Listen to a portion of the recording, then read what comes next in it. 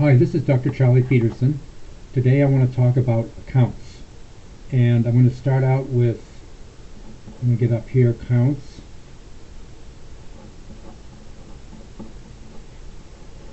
And let me show you how a very simple account works. We're going to put this in the shape of a T, and therefore it's called a T account. And you use an account for everything you want to keep track of in your business, whether it's your rent expense or whether it's your supplies or cash or your accounts payable. Any of the things that you want to keep track of, you're going to have a separate account for. Let's say we're keeping track of cash. Alright, now we're going to designate one side of the account as the plus side. This is the left side. And the other side as the minus side. Okay, so this is the right side. Now let's assume that you make a deposit to cash of $1,000. It's going to be added over here on the increase side of the account. Then you make another deposit of, say, $200. And again, it's added to that side of the account. And then you make a withdrawal of $100 and it goes over here. Now if you want to determine how much cash you have on hand, you add up the increases and subtract the decreases. So let's go ahead and do that. And we're going to draw a line all the way across the account called the balance line. Now clearly the balance is on the left hand side, and if you were to get a calculator out, you would see that you had $1,100 cash on hand. What you've simply done is separate, you've added up all the numbers above the line to create the balance below the line. So the balance really represents all the numbers above the line. Now once you draw a balance line in the account, you cannot put any numbers above that. Any numbers would have to follow below. Now let's take a look at all the general categories of accounts. And I'm going to make kind of a box here for this. Now in accounting there are 5 general categories of accounts. So let me just put these in here.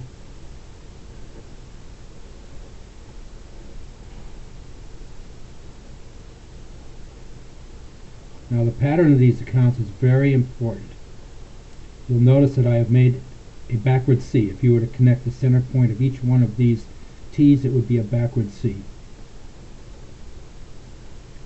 Now let's put some accounting terms on these accounts. Alright, so we start out here with asset. We start here with liability. Owner, equity, revenue, and expense. Asset, liability, owner, equity, revenue, and expense. Remember, every single number in accounting will be entered into one or more of these 5 general accounts, no exception. Now these account titles are very important accounting terms. So I'm going to put some titles on these, and if you were to go to a typical accounting text and look up the word asset, you would get something like this: an economic resource that will create future value. Well, I don't know about you, but that doesn't really tell me very much what an asset account does. So I've endeavored to break these down into 1- and 2-word definitions. I define an asset as something that I use in the business. All right? You use cash, you use supplies, you use equipment. These are all examples of things that you use in the business, and they are assets. A liability is something that you owe. When you go to the bank and borrow money, you owe it. When you use your charge card, you owe it. Owner equity is what we own. This holds the value of the business that belongs to the owner. Owner equity. Revenue is what we earn. And typical revenue accounts would be sales revenue or service revenue, or more specifically, a taxi company has fares, income, and an accountant would have professional fees. An expense is what we use up. to earn that revenue. Let's take the taxi company. What gets used up? Gas and oil, the driver's time, and so forth and so on. Asset, what we use. Liability, what we owe. Owner equity, what we own. Revenue, what we earn. And expense, what we use up. I think it's very important that you visualize the backward C, because this is all the accounts there are in accounting. Now let's go back to our little T accounts here to learn just the very last piece about accounts. Some accounts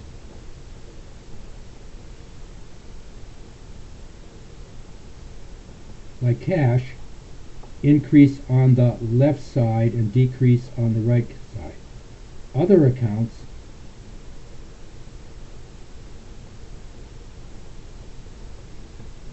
it just switches, so the increase is on the right side and the decrease on the left side.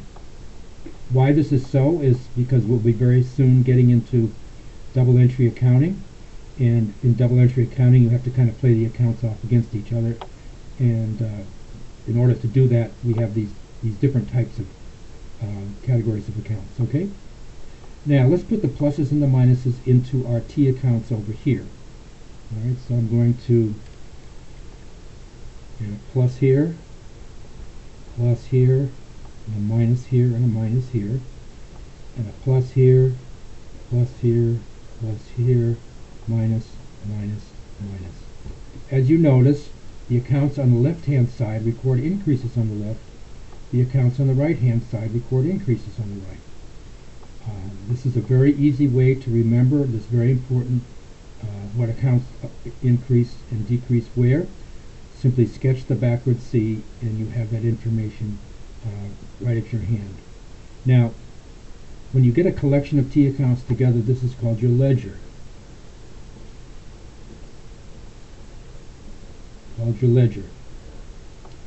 Now the purpose of the ledger is to capture every single number from the business transactions.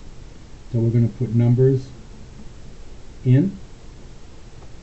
Every single number will flow through the ledger and be captured in one or more of these 5 general categories of accounts. Now realize that under each one of these general categories there may be a few or many individual accounts, specific accounts.